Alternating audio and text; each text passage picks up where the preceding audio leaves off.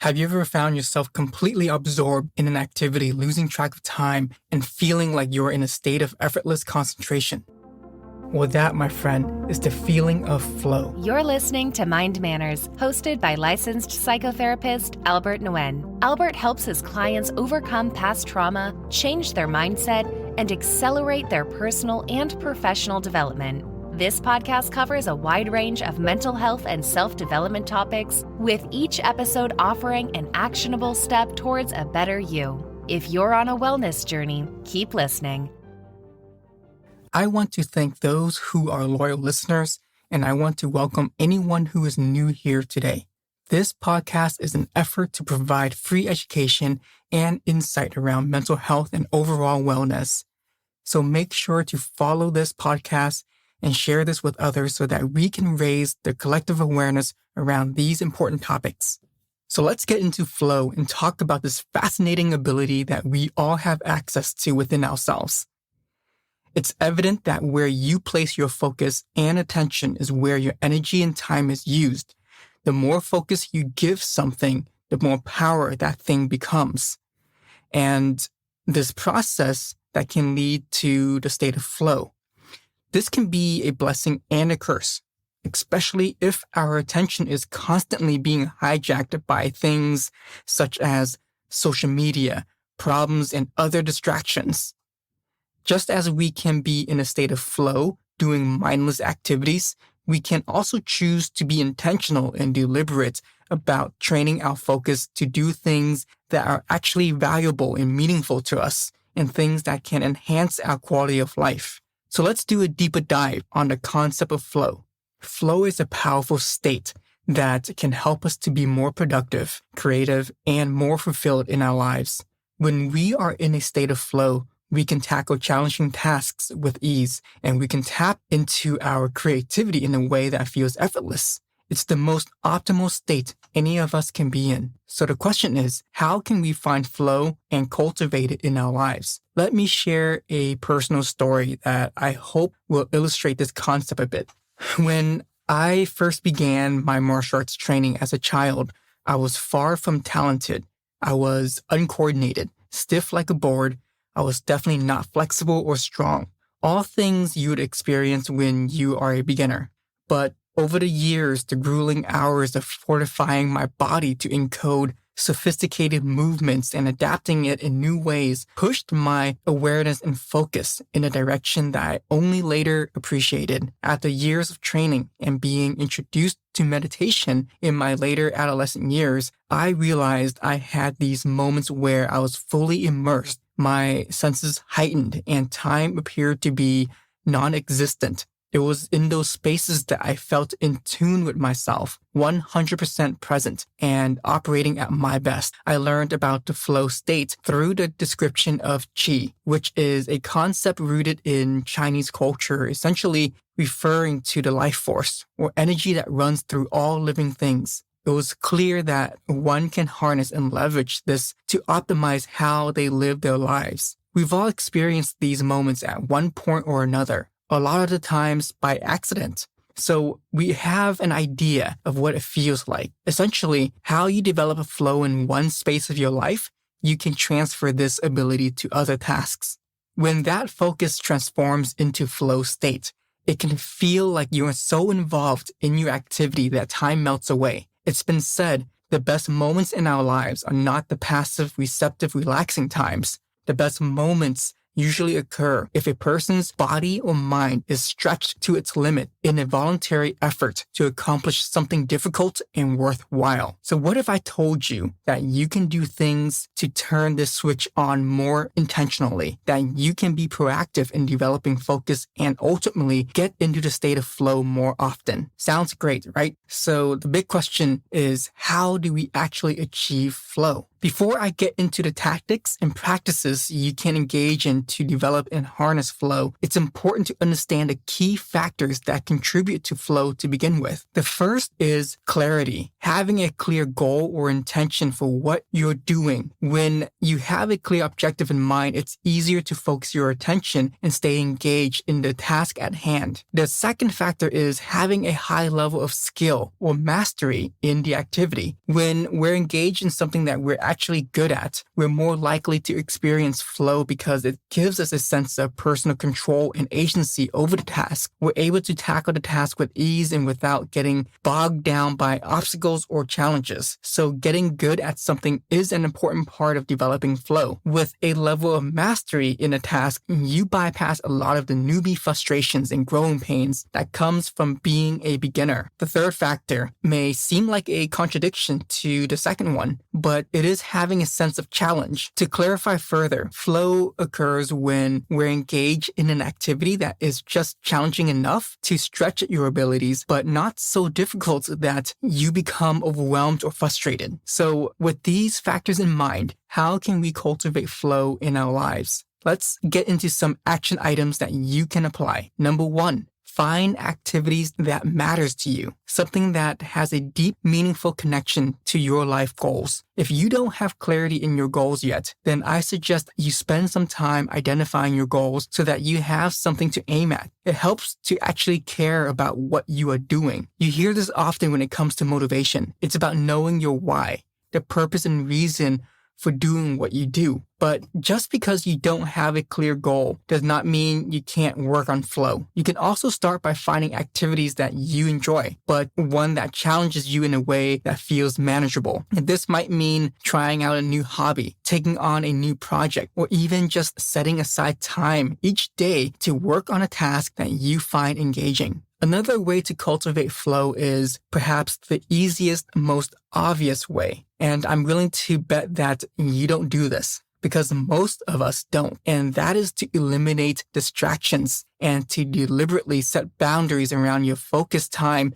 and to create an environment that is conducive to focused work. This might mean turning off your phone or email notifications, finding a quiet space to work, telling others that you are working and to not bother you within certain time frames, or using tools like noise cancellation headphones or productivity apps to help you stay on track. This is common sense, right? So why do we often waste our willpower trying to fight these distractions when we should just get rid of them or set things up so that we can use our willpower on the actual task itself versus the obstacles that gets in the way of our ability to focus? Are you guilty of having too many things going on at one time? Eating while working, doing multiple tasks on your computer? Yes. Is that you? I thought so. Many of us do this and consider this multitasking. But multitasking is not efficient, and studies in neuroscience have shown that it actually interferes with the working memory and can potentially create long-term memory problems, meaning we can become more forgetful. Multitasking is essentially training ourselves to be distracted, to have short attention spans.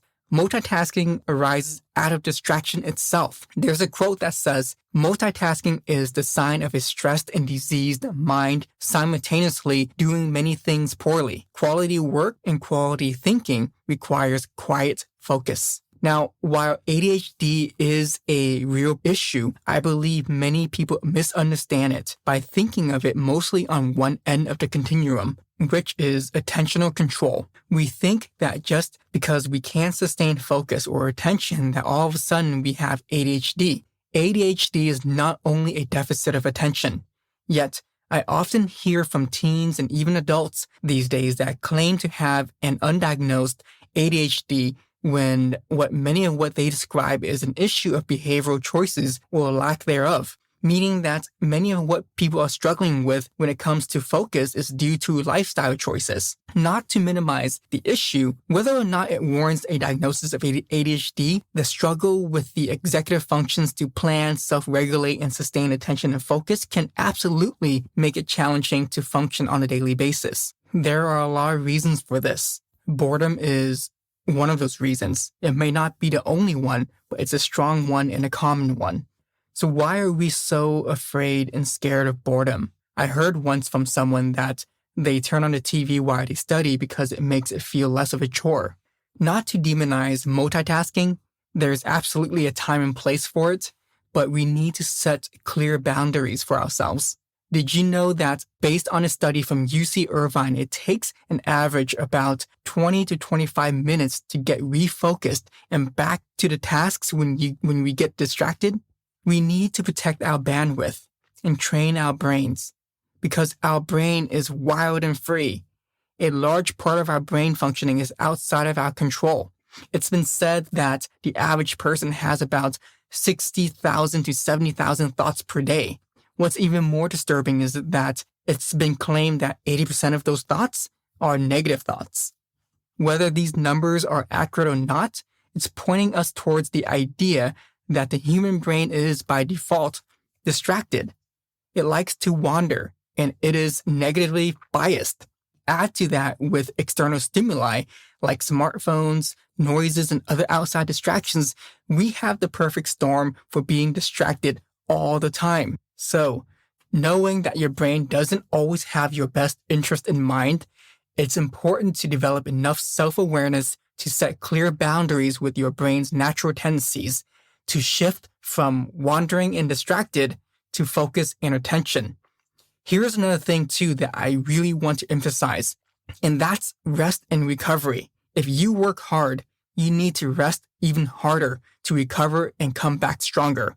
Look, I definitely value hard work and the hustle mentality, and I respect it, but I think many of us do it wrong. We do it as a marathon, where we sit for 2, 3, 4, or even more hours without breaks, as if this helps us be more productive. I don't know where this way of thinking and culture came from, but guys, we need to stop. Being busy does not equate to being productive. I've worked with a lot of high performers in my life. I consider myself a high performer as well. And I can tell you right now, the most productive, they work in short bursts, while others are working long hours, multitasking, task switching for long hours, and feel busy but don't necessarily get a lot done or are efficient at all.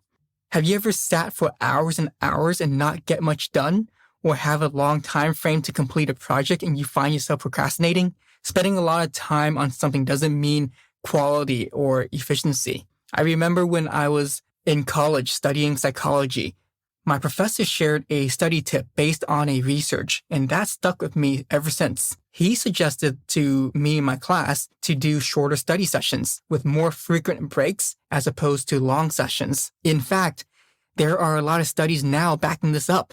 Studies that found taking intentional, much-needed short micro breaks increases productivity with shorter work times. I did this for the longest time through college and using techniques such as the Pomodoro method, where I would do 25 minutes on and 5 minutes off, or 60 minutes on and 10 to 15 minutes off. Meaning, for example, if I was doing a large project or studying for a big exam, I would focus and study for 60 minutes with a timer on, and once the timer is up, I would take a 10 to 15 minute break, also timed. A break means getting up and moving away from the work itself. I was often in the library, so what I did was walk and pick up a random book that looked interesting and read a passage from the book before returning to my study session. I called this my mindful break, and after that, I would just repeat the cycle. I did this for the longest time, and it helped tremendously with my productivity levels. I've also done the long marathon sessions, and I can tell you the difference is huge. It's important to incorporate micro breaks into your hard work. It's like a workout. The most effective workouts are broken down into rep ranges, sets, and rest times. The brain operates the same way. So instead of those long marathon sessions of work, trade it for shorter, hard sprints and frequent breaks. Think of this like a HIIT workout for the brain. Of course, you will have marathon sessions once in a while, and just like multitasking, there's a time and place for them, but don't make it a habit. And if you do marathon sessions, still incorporate micro breaks. Every ultra marathon runner takes breaks. So the key here is break down the long sessions and schedule in those short breaks, and you will find that you are more productive if you can stick with this. Now, speaking about rest and recovery, it's also important to actually take some time off. So, like how you would have those occasional marathon sessions, have a marathon session for your rest and recovery once in a while. I mean, take a vacation or a trip or go be with nature. Give yourself time to recharge, reset, and relax.